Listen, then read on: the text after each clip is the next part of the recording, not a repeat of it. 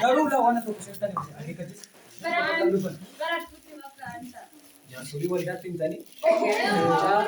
akana ni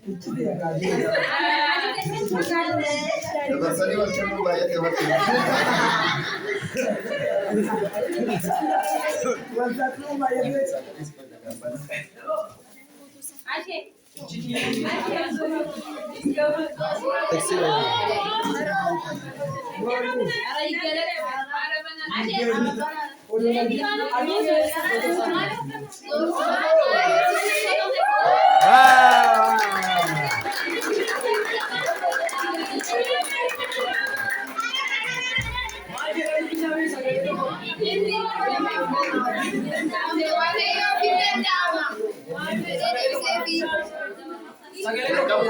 Lukisura la sadi Ini